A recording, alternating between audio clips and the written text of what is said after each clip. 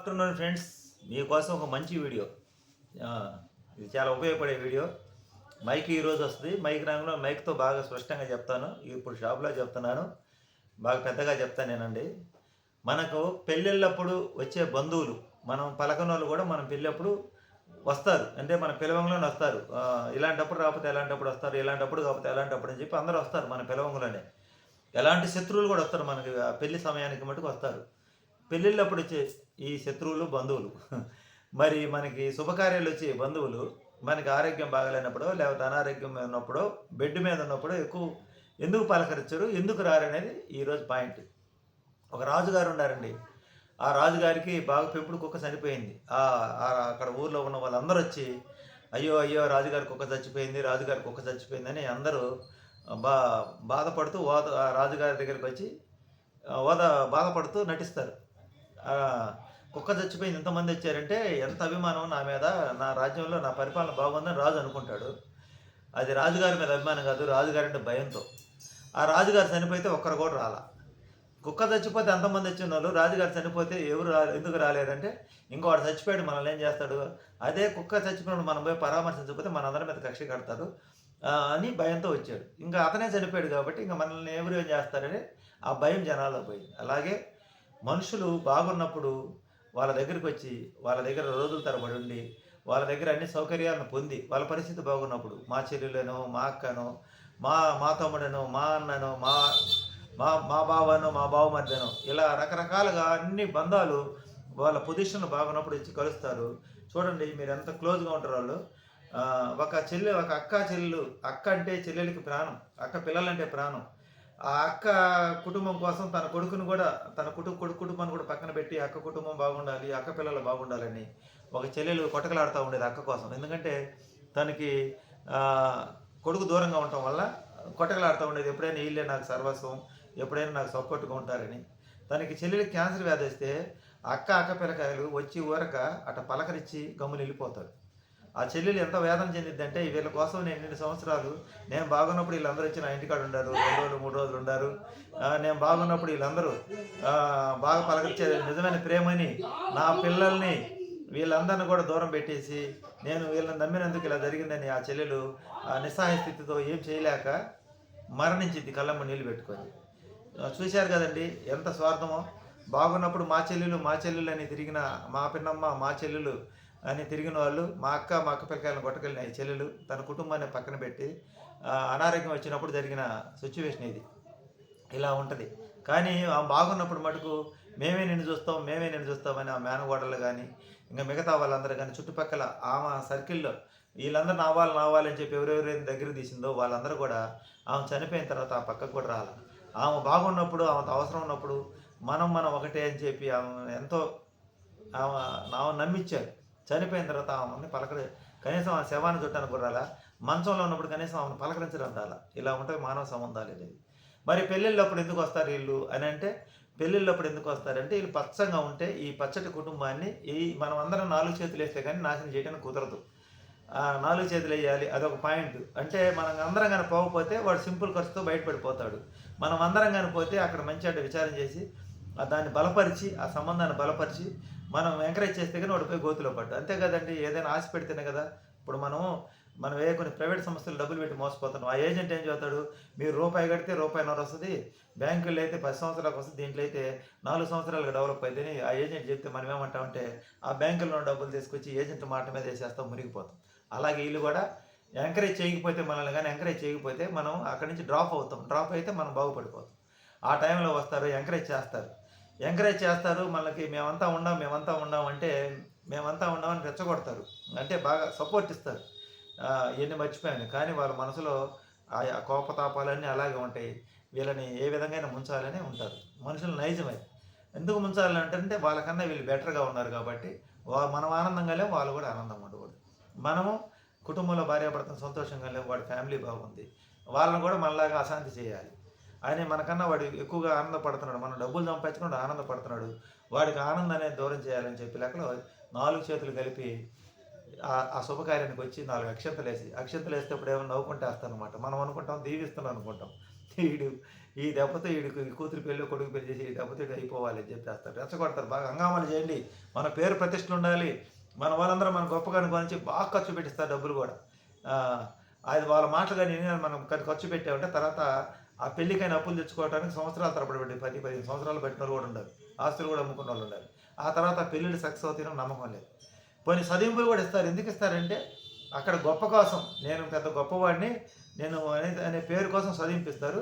పైగా మళ్ళీ రేపు వాళ్ళ ఫంక్షన్లప్పుడు ఈ చదింపులు మళ్ళీ రిటర్న్ వస్తాయి అనే ఆలోచనతో కూడా ఇస్తారు.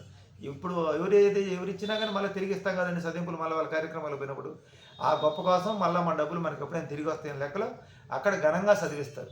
మరి బాగలేని మనిషికి ఎందుకు ఏమి ఇవ్వరు? ఆ పెళ్ళిళ్ళలో చదివించినట్టు బాగలేని మనిషికి అందరూ అలాగే పెళ్ళిళ్ళలో మాదిరిగా సహకరించి సపోర్ట్ చేస్తే ఆ హాస్పిటల్ నుంచి తొందరగా కోలుకొని వస్తారు కదా మనిషి. ఎందుకు ఎవరంటే ఇందాక చెప్పాను కదా, రాజుగారి కుక్క చచ్చిపోతే ఊరందరూ వచ్చారనమాట పరామర్శించడానికి. ఎందుకంటే రాజుగారు మళ్ళీ రేపు పరామర్శించకపోతే రాజుగారు మనకిచ్చే పథకాలు కానీ మనకిచ్చే కానీ పట్టించుకోడు రాజు, మనల్ని మన మీద కక్ష కడతాడని భయంతో వచ్చిన వాళ్ళే కానీ అభిమానంతో వచ్చిన వాళ్ళు కాదు. అప్పుడు ఈ పెళ్ళిళ్ళప్పుడు కూడా అంతే, వాళ్ళు అభిమానంతో వచ్చి రావటం కాదు, కడుపులో ఏదో ఒకటి పెట్టుకొనే వస్తారు. వాళ్ళు అనుకున్నది నెరవేర్చుకునేదానికి ప్రయత్నం చేస్తారు, అందరూ ఒక టీమ్గా తయారవుతారు, రెచ్చగొడతారు, బాగా ఖర్చు పెట్టిస్తారు.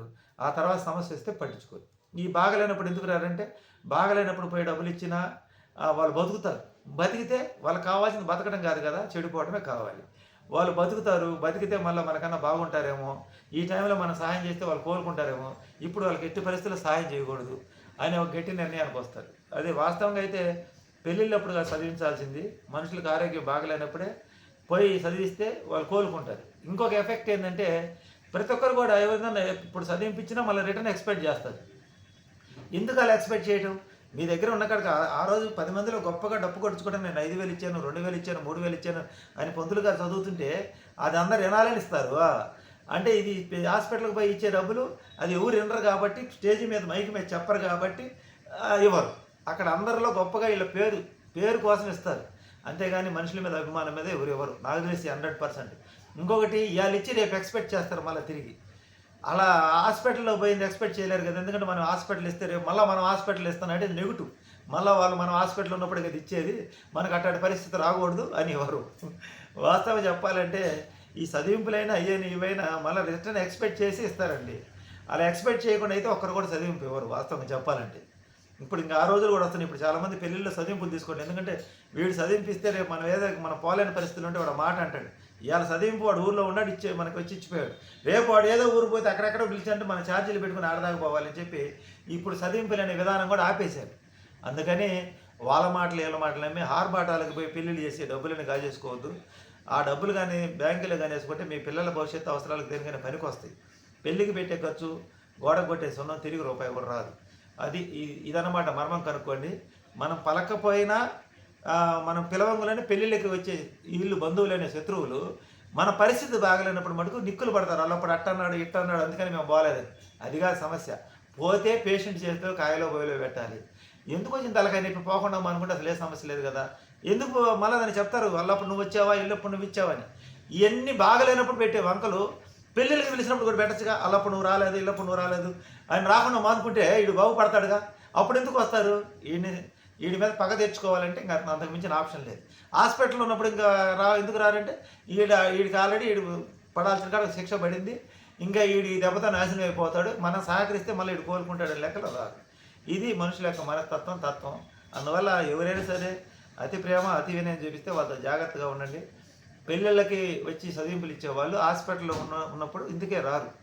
ఈ హాస్పిటల్లో ఉన్నప్పుడు ఎవరైతే మిమ్మల్ని వచ్చి పలకరిస్తారో వాళ్ళని నమ్మండి, కానీ మీరు ఆనందాల్లో సంతోషాల్లో ఉన్నప్పుడు వచ్చి పలకరించే వాళ్ళని మీరు ఒక కంట కనిపెట్టండి.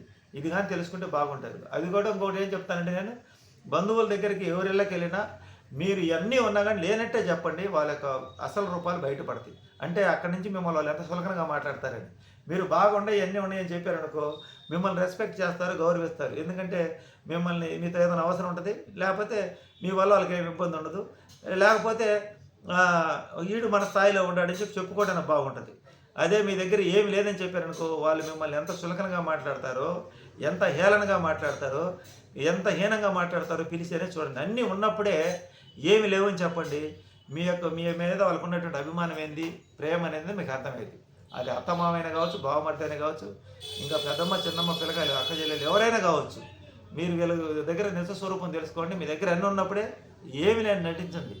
మామూలు నేను చెప్పండి. అప్పుడు మీ పట్ల ఎవరైతే రెస్పెక్ట్గా ఉంటారో వాళ్ళని నమ్మండి. మీ పరిస్థితి బాగున్నప్పుడు మా అక్క, మా బావ, మా అన్న, మా తమ్ముడు, మా చిన్నమ్మ కొడుకు, మా పెద్దమ్మ కొడుకు, మా పెదనాన్న కొడుకు, మా చిన్నాన్న కొడుకు, మా చిన్నాయనమ్మ కొడుకు, పెదనాయనమ్మ కొడుకు, వేలు ఇడిచినోడు, తోడు ఇడిచినోడు, కాలు ఇడిచినోడు అని చెప్పి ఎన్నో వంకలతో మన దగ్గరికి వస్తారు. మీ పరిస్థితులు బాగలేనప్పుడు మిమ్మల్ని ఎవరైతే పలకరిస్తారో వాళ్ళనే నమ్మండి. పరిస్థితులు బాగున్నప్పుడు వచ్చేవాళ్ళు కదా మనకు కావాల్సింది. పరిస్థితులు బాగలేనప్పుడు మనల్ని ఎవరైతే పలకరిస్తారో వాళ్ళని నమ్మండి. మనం హాస్పిటల్లో ఉన్నప్పుడు ఫోన్ చేసి ఎవరు అడుగుతారు? వాళ్ళని నమ్మండి. మనం పెళ్ళిళ్ళు చేసుకునేటప్పుడు ఇంకోటి ఆ సమయాల్లో అందరూ వస్తారు, కానీ అశుభాలకి ఎవరు రారు. మా అమ్మ చచ్చిపోయినప్పుడు నేను నేర్చుకున్న పాఠం ఇది, సత్యం ఇది. మా వీడియోలు నచ్చితే లైక్ చేయండి, షేర్ చేయండి, సబ్స్క్రైబ్ చేయండి, సపోర్ట్ చేయండి. ఇలా మధ్యతరగతి బాధలు, మధ్యతరగతి యొక్క జీవితాల గురించి మరిన్ని వీడియోలు వస్తాయి. మీకు తెలుసు, అన్నీ మనమే తెలుసుకోవాలి. అనుభవంతో తెలుసుకున్నవి కూడా మనకు ఉపయోగపడతాయి. ఇది నా అనుభవం, నేను నేర్చుకున్న విధానం చెప్తున్నా. నచ్చితే లైక్ చేయండి, లేకపోతే మీ ఇష్టం. Bye bye.